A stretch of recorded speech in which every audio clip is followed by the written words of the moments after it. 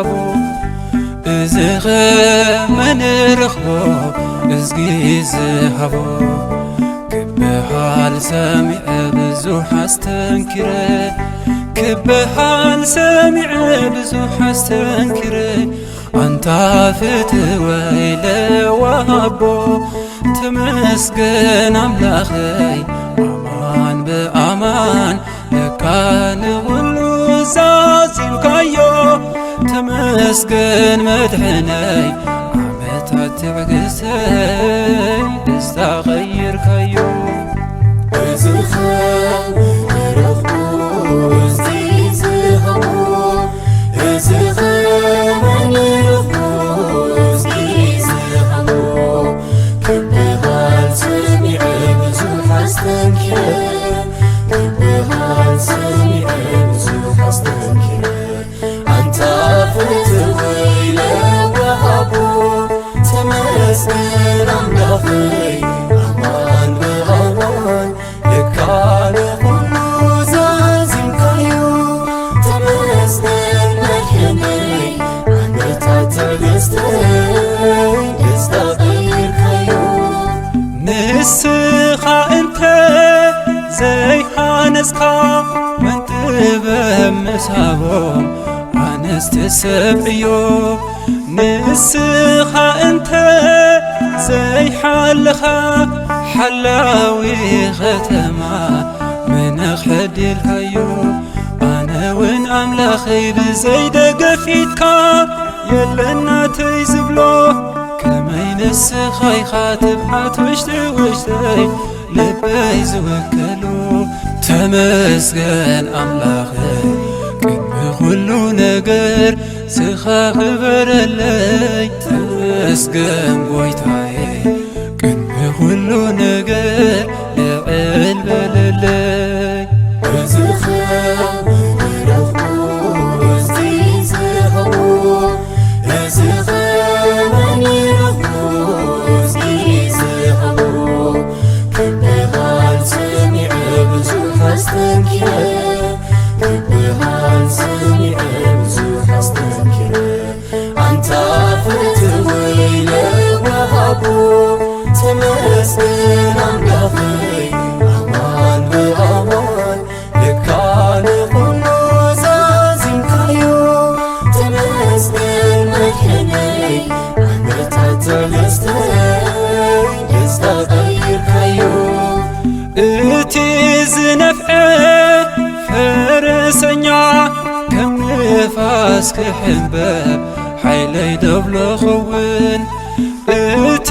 ዝምካሕ ብፍልጠቱ ኣብ ጥርዚን ተበዝበዝ ናተይ ደብሎ ኸውን መን ኣሎ ዲ ፍጡር ዕድመ ከይሃብካዮ ነዚ ዘርክበሉ መን ኣሎ ክዕውጥ ጥዕዩ ደው ከይበለ ዝበፅሕ ኣብ ኩሉ ንዓይውን ኦ ጎይታ ናይትማል ውህበትካ ገና ኣብ ልበይ ከሎ ነዚ ወሲኻንስ ኣምሳያ ልክስኻ ታያሎሞ ዝብሎ እዝኸ ረኽቦ እዝጊ ዝሃቦ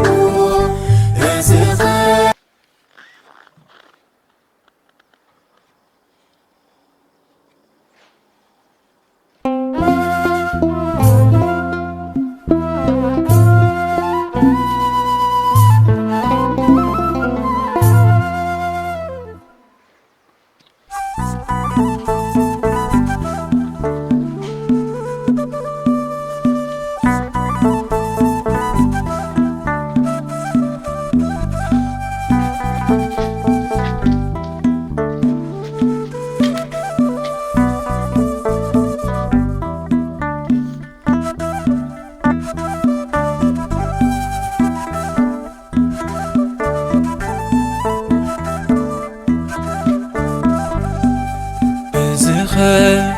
ንረኽቦ እዝጊ ዝሃቦ እዝኸ መን ረኽቦ እዝጊ ዝሃቦ ክበሃል ሰሚዐ ብዙሕ ኣስተንኪረ ክበሃል ሰሚዐ ብዙሕ ኣስተንኪረ አንታ ፍትወይ ለወሃቦ ተመስገን አምላኸይ አማን በአማን ለካ ንኹሉ ዛዚምካዮ ተመስገን መድሕነይ ዓመታት ትዕግስተይ ደስታ ቐይርካዮ እዝኸ ረኽቦ እስቲ ዝሃቦ እዝኸ መን ረኽቦ እስቲ ዝሃቦ ክብሃል ሰሚዐ ብዙሕ ኣስተንኪረ ክብሃል ሰሚዐ ብዙሕ ኣስተንኪረ አንታ ፍትወይ ለወሃቦ ተመስገን ኣምላኸይ ኣማን በኣማን ለካ ንኹሉ ዛዚምካዮ ተመስገን መድሕነይ ዓመታት ትዕግስተይ ደስታ ቀይርካዮ ንስኻ እንተ ዘይሓነጽካ መን ጥበብ ምሳቦም ኣነስቲ ሰብ እዮ ንስኻ እንተ ዘይሓለኻ ሓላዊ ኸተማ ምነኽሕዲልካዮ ኣነ ውን ኣምላኸይ ብዘይደገፊትካ የለናተይ ዝብሎ ከመይ ንስኻ ኢኻ ትብዓት ውሽጢ ውሽጠይ ልበይ ዝውከሉ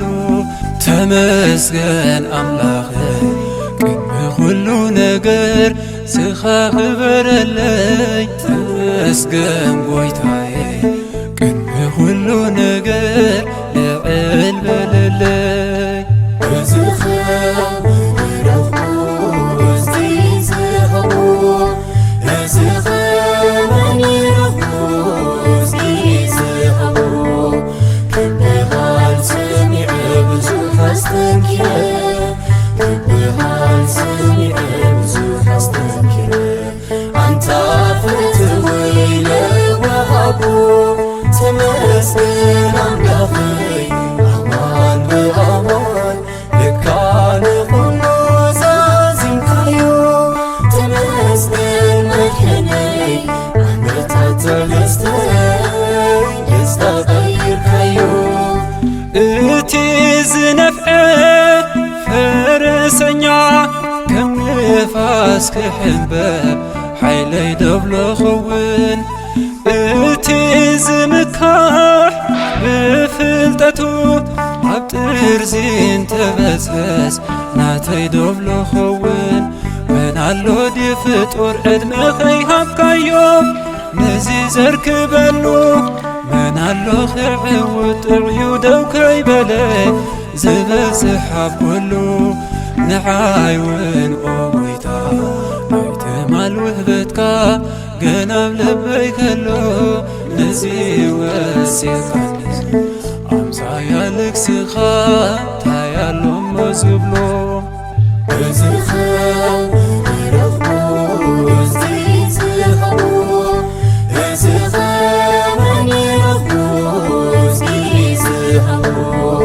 ክብሃል ሰሚዐ ብዙሕ ኣስተንኪረ ክብሃል ሰሚዐ ብዙሕ ኣስተንኪረ አንታ ፍትወይ ለወሃቦ ተመስገን ኣምላኸይ ኣማን በኣማን ለካ ንኹሉ ዛዚምካዮ ተመስገን መድሕነይ ዓመታት ትዕግስተይ ደስታ ቀይርካዮ እቲ ኵሉ ዝሓለፍክዎ ዓቐብን ቈልቈልን ንዓወት ክሰግሮ እቲ ኵሉ ዝሰገርክዎ ታኼላን ተኾርባን በርቲዐ ክሰግሮ ሓይሊ መንዲ ነይሩ ነቲ ፍጹም ስቕታይ ኵሉ ዝሰበረ ኣይንስኻ እንዲኻ ዓመታት ትዕግስተይ ደስታ ዝቐየሪ አንታ ኣቦ ውርለተይ ሓላልዩ ብሓቂ ናትካ ውሉድ ምዃን ብኽብርን ምስጋና ኣምልኮን ውዳሴን ዘለኣለም ተመስገን እዝኸ ረኽቦ ዝኸበን ረኽቦ እዝጊ ዝሃቦ ክበሃል ሰሚዐ ብዙሕ ኣስተንክረ ክበሃል ሰሚዐ ብዙሕ ኣስተንክረ አንታ ፍትወይ ለወሃቦ ተመስገን ኣምላኸይ